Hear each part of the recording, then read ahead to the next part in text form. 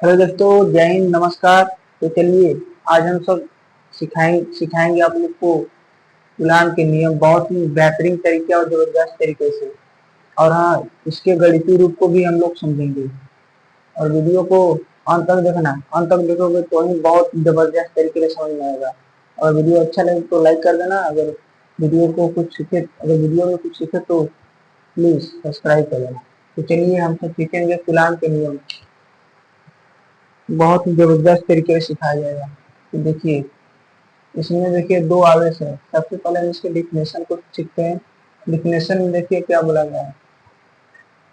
इन दोनों आवेशों के बीच लगने वाला आकर्षण तथा प्रतिकर्षण बल उन आवेशों के गुणनफल के अनुक्रमानुपाती तथा उस दोनों आवेश के बीच के दूरी के वर्ग के भेद समानुपाती होता है।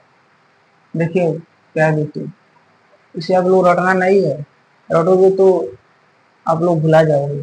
तो देखिए यहाँ पर इन दोनों आवेशों के बीच का आकर्षण तथा प्रतिकर्षण बल उन आवेशों के गुणनफल के अनुक्रमानुपाती। आकर्षण मतलब अपने तरफ खींचता है, प्रतिकर्षण मतलब अपने तरफ से दूसरी दिशा में खेलता है। तो देखिए, इन दोनों आवेशों के बीच लगने वाला आकर्षण तथा प्रतिकर्षण बल उन आवेशों के गुणनफल के अनुक्रमानुपाती, यहाँ पर देखिए अनुक्रमानुपाती, तथा उन दोनों आवेशों के बीच के दूरी के वर्ग की नेट समानुपाती होता है।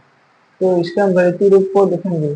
गणितीय रूप अगर आप लोग लिख दिया तो बहुत ही जबरदस्त तरीके से नंबर आपको दिया जाएगा। यह यूपी बोर्ड की दृष्टि से बहुत ही इम्पोर्टेंट होने वाला है, जो कि हर साल पूछा जाता है। कूलाम के नियम पर आधारित, कूलाम के नियम पर हर साल एक या दो क्वेश्चन जरूर पूछा जाता है। तो देखिए इसके गणितीय रूप। देखिए,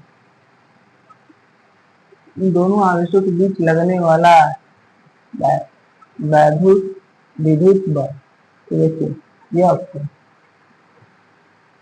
यह डायरेक्टली, ये जो अनुक्रमानुपाती यहाँ दिया है इसे हम अंग्रेजी में डायरेक्टली कहते हैं।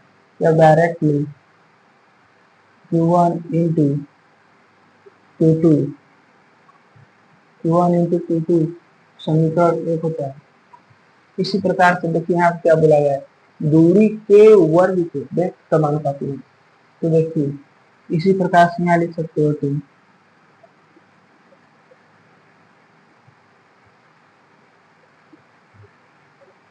इसी प्रकार से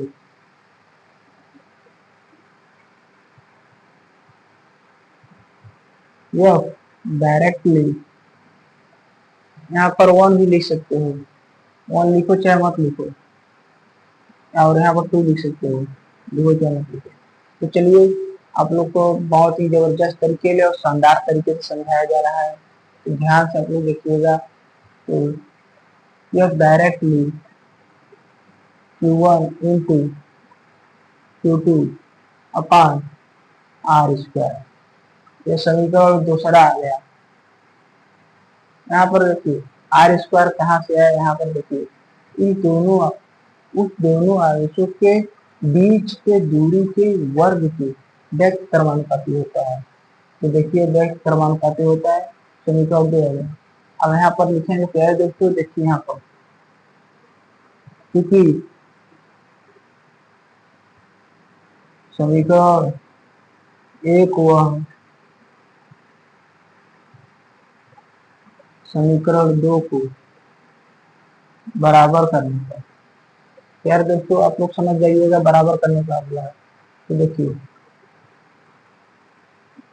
यह डायरेक्टली, देखिए यहाँ पर Q1 दिया है और यहाँ पर Q2, और यहाँ पर देखिए Q1 दिया और यहाँ पर Q2, तो लिख सकते हो। देखिए जब डायरेक्टली Q1 इंटू Q2, जब डायरेक्टली Q1 इंटू Q2, और इसे भी आप लिख सकते हैं।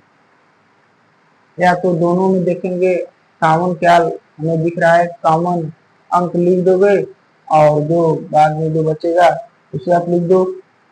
जब directly Q1 into Q2 upon r square, यार देखिए कॉमन हमें एक यहाँ दिख रहा था और एक यहाँ, तो आर स्क्वायर जो बचा है उसे आर स्क्वायर लिख दोगे। चलिए देखेंगे, यह जब डायरेक्टली चिन्ह हटता है तो कांस्टेंट के आता है, कांस्टेंट के उसे हम नियतांक भी कहते हैं। तो देखिए यह यह यह बराबर के Q1 into Q2 upon r square. यार देखिए देखिए कांस्टेंट के का मान 1/4 पाई एप्सिलॉन नॉट होता है, क्योंकि यहाँ पे लिख सकते हैं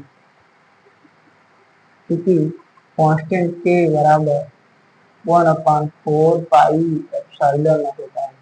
यार दोस्तों देखिए, अब कांस्टेंट के का मान यहाँ पर हम रख देंगे यहाँ पर, तो देखिए यहाँ पर यह बराबर 1/4 पाई एप्सिलॉन नॉट, यह बराबर 1/4 पाई एप्सिलॉन नॉट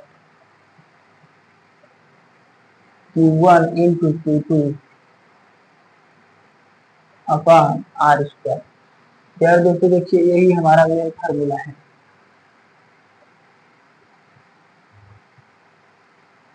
यही मेन फार्मूला है।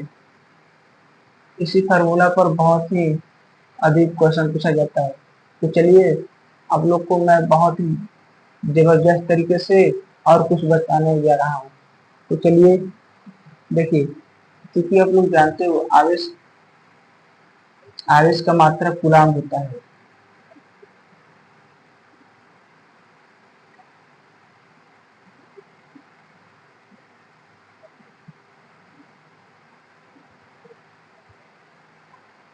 आवेश की मात्रा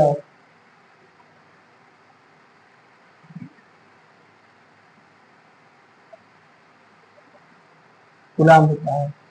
यार दोस्तों देखिए यहाँ पर आवेश का मात्रा कूलाम होता है, और क्योंकि यहाँ पर तुम देख सकते हो एक कूलाम बराबर एक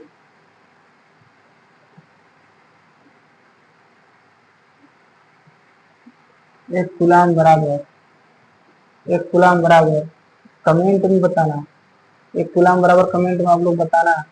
अगर नहीं याद है तो हम बता दे रहे हैं। तो देखिए एक कूलाम बराबर 3 × 10⁹ 3 × 10⁹ E/80 होता है। यार देखिए अगर कूलाम का सीजीएस अगर पूछा जाए, कोई बोलेगा आवेश का सीजीएस पद्धति में मात्रा बताइए, तो सीजीएस पद्धति में मात्रा होता है स्टेट कूलाम होता है।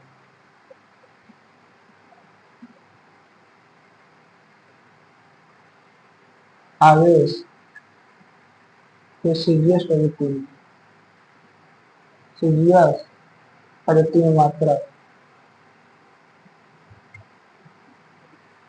पद्धति में मात्रा। यार देखिए यहाँ पर आवेश के सीजीएस पद्धति में मात्रा होता है स्टेट कूलाम।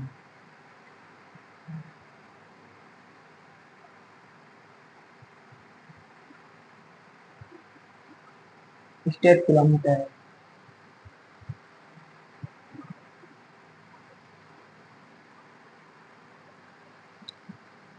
यार दोस्तों अगर पूछा जाएगा आवेश का सबसे बड़ा मात्रक, तो आप लोग को बताना है फैराडे होता है। समझ रहे हैं ना, बहुत ही बेहतरीन तरीके से बताया जा रहा है, आप लोग इसे देखिए और समझिए। तो आवेश का सबसे बड़ा मात्रक फैराडे होता है। आवेश के सबसे बड़ा मात्रक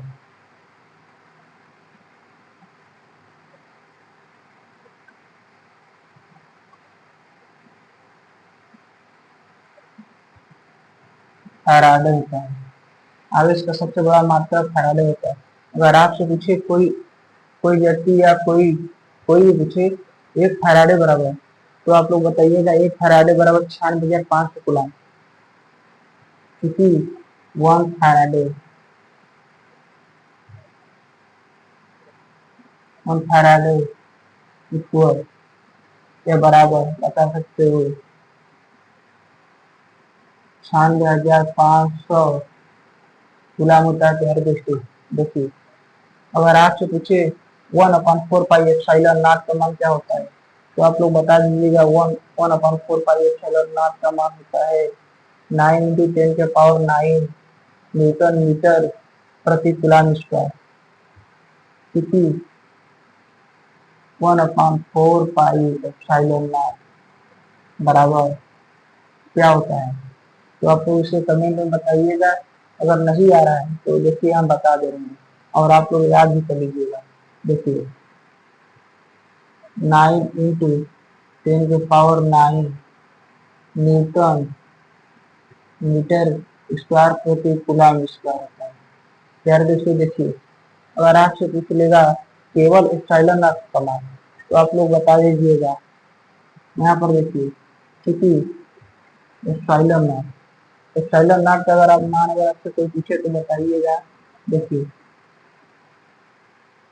8.85 गुणे 10⁻⁻12 कूलम स्क्वायर प्रति न्यूटन मीटर स्क्वायर लिख सकते हैं। कूलम स्क्वायर प्रति न्यूटन मीटर स्क्वायर। तो प्यारे दोस्तों आप लोग बहुत ही जबरदस्त तरीके से देख रहे हैं वीडियो। मैं आशा करता हूं कि आप लोग को बहुत ही बेहतरीन तरीके से समझ में आएगा। तो आज के लिए बस इतना है। चलिए आपके साथ अगले वीडियो में मिलते हैं। आज के लिए नमस्कार। चलिए ठीक।